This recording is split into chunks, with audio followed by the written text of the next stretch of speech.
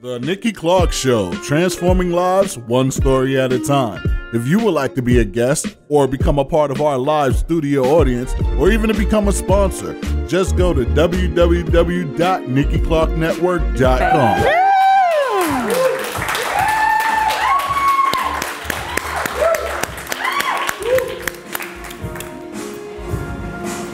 Hey, I am so happy to introduce this beautiful soul.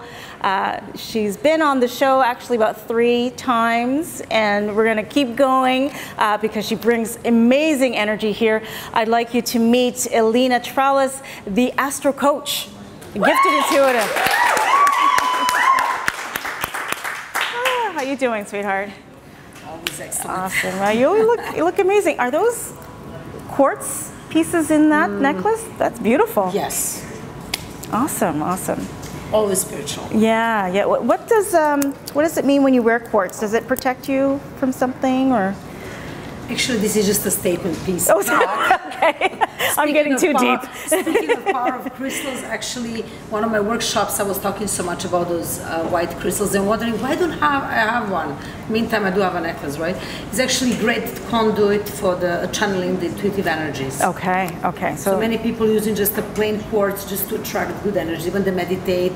Right. Spiritual people. Okay. Everybody can do it. Everybody can do it. Okay. Anybody here wearing quartz right now? All right, go get some quartz next time you get a chance. So tell me a little bit about your background. You are a gifted intuitive. Okay, I mean, I'm going to say this again. You did a reading on me one time, and it was incredible how you just charted out my whole life, you know, from the past was pretty accurate, and then the future is unfolding. But it's looking pretty accurate from what you told me. Well, I think it was about 2 years ago. Yeah, a few years ago, maybe 3 even. Maybe even 3 years. So when did you know you had the gift, and then how are you using it? I kind of knew always, but wasn't that easy. Life wasn't easy always, you know. Didn't allow me actually to express that and be true to myself always. Well, I always was true to myself, but not to utilize my gifts. Well, that's why I started studying astrology, actually. That's where the Astro Coach name comes from, which I'm going to be changing to ILINATROWLES.com now, but that's another story. So basically, I used to do Turkish coffee cup readings when I was 10 years old, and I was like such a hit in my neighborhood. Who taught you? Nobody.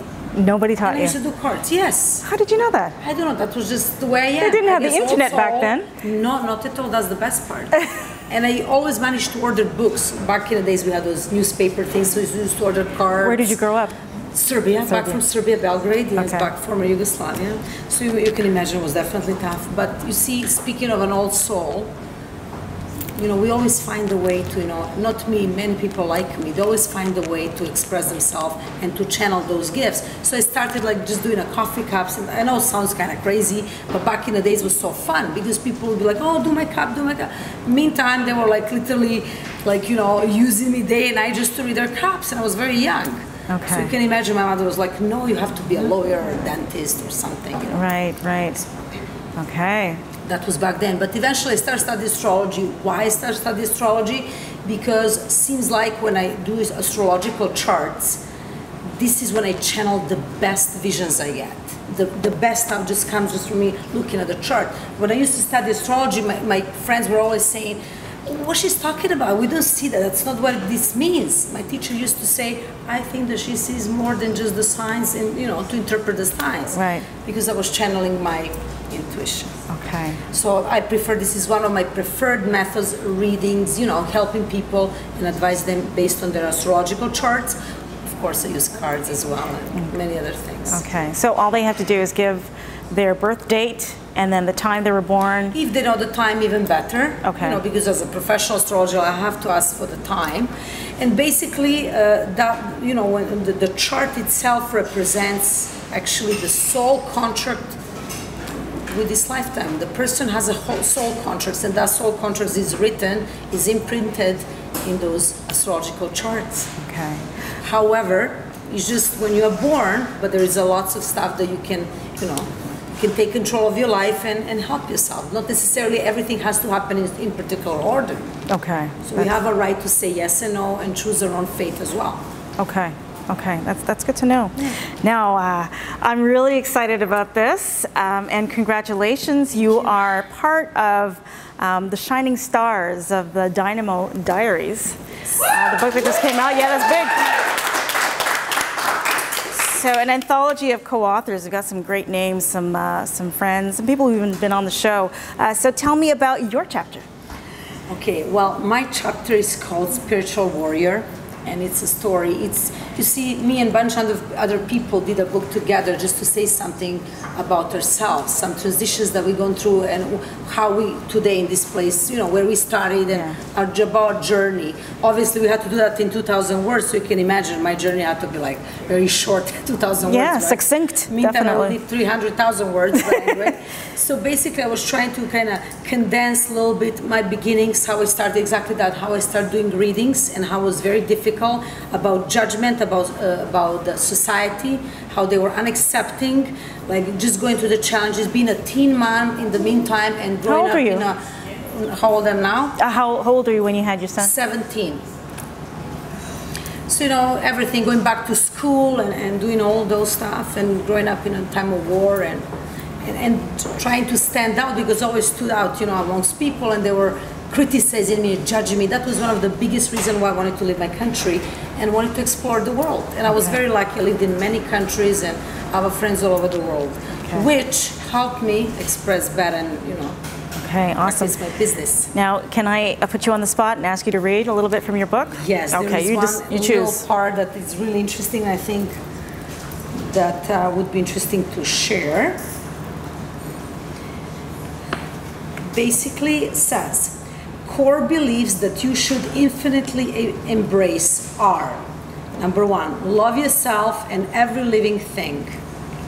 Value yourself and others. Uniqueness is your birthright. Never lose your inner child, and believe in miracles because you are one. This is my personal core beliefs. This is what I based my work, my personal life, my business, my work with clients. This is very important to me. Okay, so I love that. This is just a little fragment about the book. Yeah, thank you. Yeah, that is nice. And this is mine. Thank you very much for my copy. Awesome. I'm going to go through this tonight, definitely.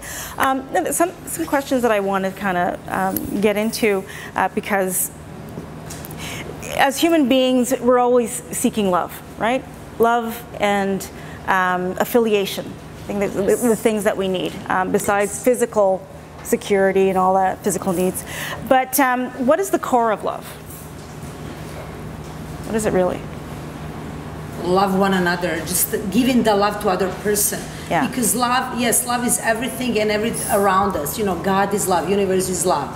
But the true meaning of love is only exists, at least in my perspective, if it's shared with another human being.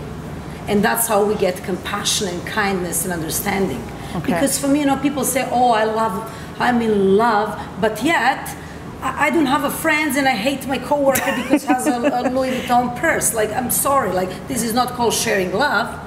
This is called having an issues about sharing and giving and receiving love. So love is, as long as you honor yourself and another human being, that's a core of love. Okay. And that's why, as you know, I practice my one love. That's why the book is called One, you know, Spiritual Warrior by One Love for all of us. Yeah. And basically, this is my core belief, and I'm spreading that eloquently everywhere I go. You absolutely are. You absolutely are.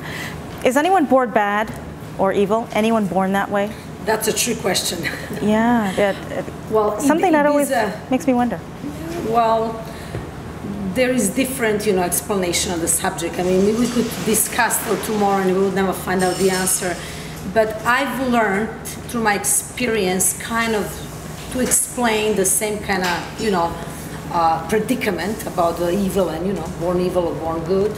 Basically, it's all about your karmic contract with this lifetime. Okay. About, you know, something that your soul has to go through. You know, some people just, you know, maybe they look that they're born that way because they need to do so many bad things in order good things to happen, or that's how, you know, depends how it affects us. You know, it's all about cause and effect. Okay. But the most important thing is that we do have a choice ultimately. I always say, unless this person totally, you know, declared insane or unable to make their own rational decisions, Yeah, on the end of the day, it's all about choice. I mean, you know how they say guns don't kill people? People kill people. True. So that's about the good and evil, about, you know, but as well about the lesson, about the karmic lesson. Okay, okay, very good. I like how you answered that. Thank you. Yeah, awesome. Spiritual shifts going on, like evolving all the time. What are some predictions do you see happening for maybe towards the end of the year? Like we're in the 7th month, so what's going to happen by Christmas, do you think? Well, you know what? Things are happening all the time, you know. Earth is rotating, you know, everything is moving, and that's what the planets are there to kind of guide us, because everything is moving like a river, constantly keeps going, life goes on too. So you know what, there is no, I'm going to just outline a few things very important that happen actually now that people maybe want to know. Okay. But in a long run, you know what, we have to take one day at a time. Okay. I don't like making huge predictions what's going to happen next year, because everyone is affected differently, what people fail to understand.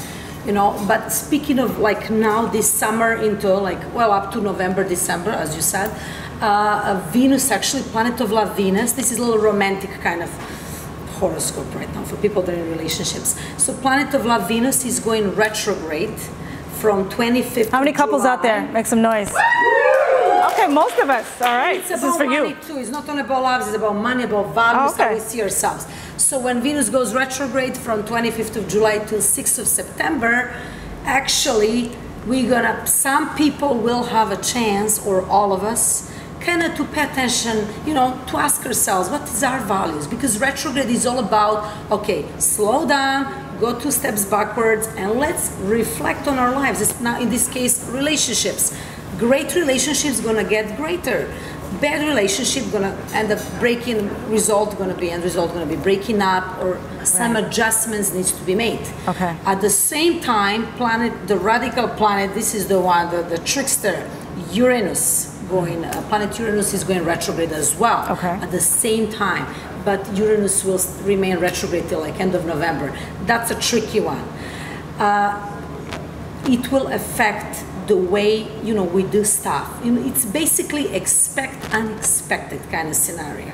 So things can like happen, like for instance, if you have some radical ideas, if you're very creative and talented, this can help you actually to connect with your higher self. So you can pursue that, so you can be a better painter or better writer, or something like that.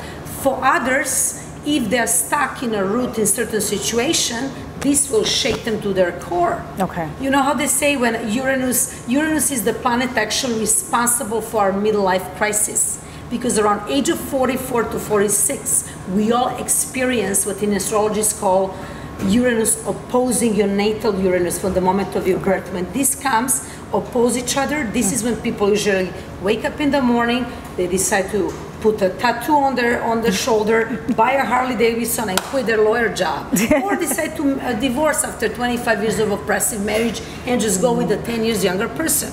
Basically, that's called midlife crisis. Okay. So Uranus is responsible. So do your math, what's going to happen when it goes retrograde? You're going to be stirring some serious emotions. So what I would advise people now is a great time, next 4.5 months, we should connect to our higher selves and really kind of declutter. You know, you go through your closet, but your emotional closet, and really try to find out what is that is preventing you from living this life of excellence, or why your relationship doesn't work. Or why you're having a creative block. It's a great time. It's time of radical changes. As long as you're ready to embrace it, miracle can happen. Yeah, as long as you're ready to embrace self-awareness, right? This is what that's why I represent astrology in a little bit different manner than my colleagues, because I'm a true believer that we cannot take everything as a evil and as a bad, you know, because all the time, it's enough we start the TV, you know, turn on the TV, it's about murder, about bad things, and everything is about so much negativity. Yes. I refuse to believe that, because that's not true. It's just something that we have to deal with. It's a matter of learning how to cope. Coping strategies. Absolutely. And helping each other. That's why one love is very important. Okay. And women supporting other women, likewise men. Okay. Now I'm going to have to ask you the magic question. Yes. I ask you every time. When am I getting married? When? ILINA, when is it going to happen? Soon? Well, you want us to talk about it in front of all these people. Soon? Less than a year? Well, I'm going to tell you, you will get married when you really find the guy that deserves you. How about that? I like that answer. Okay, perfect. All right. Where can people find you? astrocoach.ca. It's still astrocoach.ca. Okay. So basically, yes, we have social medias as well. I'm very connected to social medias. Okay, awesome. Events, charity events. Yes, yes. We're very altruistic. Thank you again. I'm so excited. Thank you for my gift. Oh, and there is one. Sorry, one more gift to go. Books. This is the only one left that I had. The one they gave me, to give people away. Awesome. So if you want to give one of your guests here tonight. Definitely, and you'll sign it for them. So you've got a gift here. One lucky audience member is going to get this. ILINA, thank you again for being here. You're always come back anytime. It's always a pleasure having you here. All right, ILINA TROWLES. The Nikki Clarke Show, transforming lives one story at a time. If you would like to be a guest or become a part of our live studio audience or even to become a sponsor, just go to www.NikkiClarkeNetwork.com.